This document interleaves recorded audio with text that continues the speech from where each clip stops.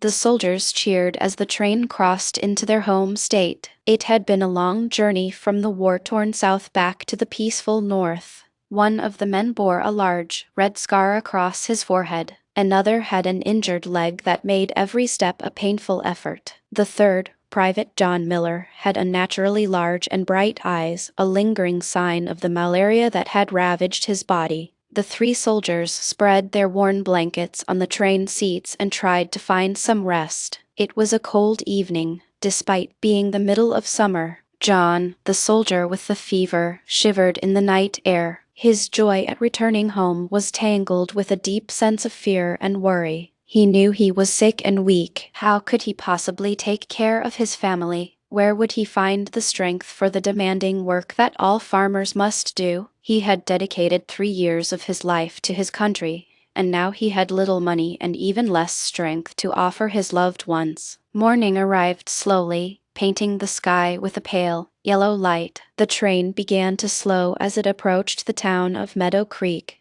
where the three soldiers would part ways. The station was deserted as it was a Sunday morning. She'll be getting home in time for dinner, John thought to himself. Emily usually has dinner around 1 o'clock on a Sunday afternoon. A faint smile touched his lips. John and the other 2 soldiers jumped off the train together. "Well, boys," John began, his voice a bit hoarse, "here's where we say our goodbyes. We've marched together for many miles, but I suppose our journey together is done." The 3 men found it difficult to look at each other, the weight of their shared experiences hanging in the air. "We should go home with you," one of the soldiers said to John. "You'll never be able to walk all those miles with that heavy pack on your back." "Oh, I'm all right," John insisted, adjusting his old army cap. "Every step takes me closer to home." They all shook hands. "Goodbye. Good luck." "Same to you. Goodbye."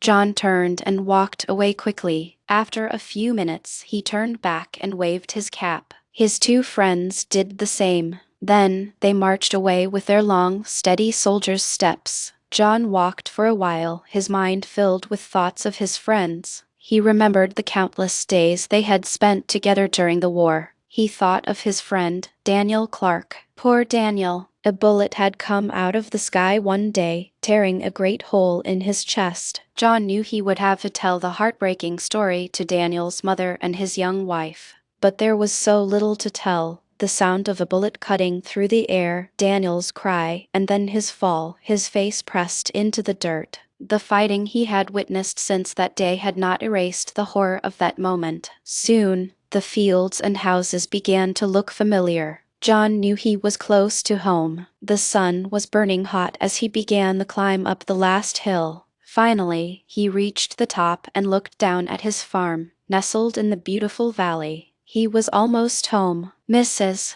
Emily Miller was alone on the farm with her 3 children. Sarah was 9, Michael was 6, and little Leo had just turned 4. Emily had been dreaming about her husband when the chickens woke her that Sunday morning. She got out of bed, dressed, and went outside to feed them. Then, she saw the broken fence near the chicken coop. She had tried to fix it time and time again. Emily sat down and began to cry. The neighboring farmer who had promised to look after the farm while her husband was away had been lazy and dishonest. The first year, he shared the wheat harvest with Emily, but the next year, he took almost all of it for himself. She had sent him away. Now, the fields were golden with wheat, but there was no one on the farm to harvest it. 6 weeks ago, her husband had written in a letter that he would be coming home soon. Other soldiers were returning, but John had not yet appeared. Every single day, she watched the road that led down the hill. This Sunday morning, she could no longer bear the loneliness. She jumped up, ran into the house, and quickly dressed the children. She carefully locked the door and started walking down the road to the farmhouse of her neighbor, Mrs.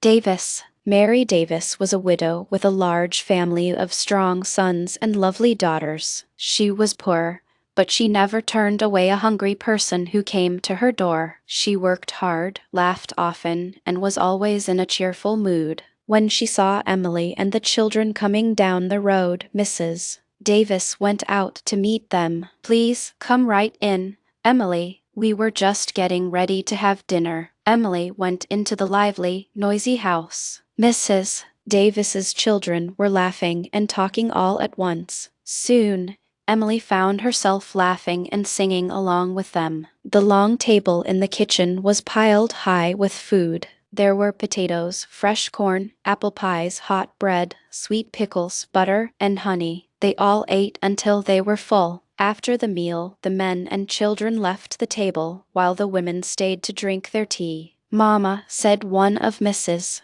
Davis's daughters, "please read our fortunes in the tea leaves. Tell us about our futures." Mrs. Davis picked up her daughter's cup, stirred it first to the left, then to the right. She looked into it with a serious expression. "I see a handsome man with a red beard in your future," she announced. Her daughter screamed with laughter. Emily trembled with excitement when it was her turn. "Somebody is coming home to you," Mrs. Davis said slowly. "He's carrying a rifle on his shoulder, and he's almost there." Emily felt as if she could hardly breathe. "And there he is," Mrs. Davis cried, pointing toward the road. They all rushed to the door to look. A man in a worn blue coat with a gun on his back was walking down the road toward the Miller farm. His face was obscured by the large pack on his back. Laughing and crying at the same time, Emily grabbed her hat and her children and ran out of the house. She hurried down the road after him,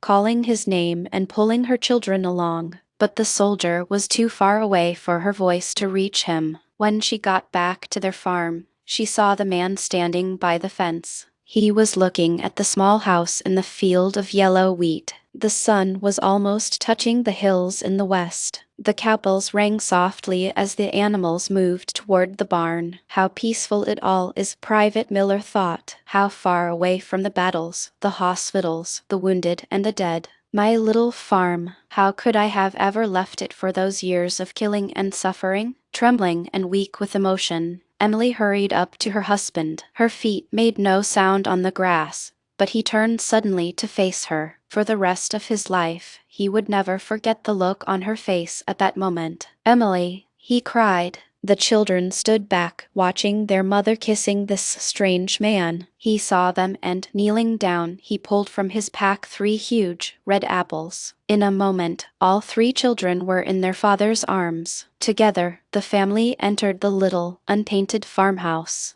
Later that evening, after supper, John and his wife went outside. The moon was bright above the eastern hills. Sweet, peaceful stars filled the sky as the night birds sang softly and tiny insects buzzed in the air. His farm needed work, and his children needed clothing. He was no longer young and strong, but he began to plan for the next year with the same courage with which he had faced the war. Private John Miller was ready to face his difficult future.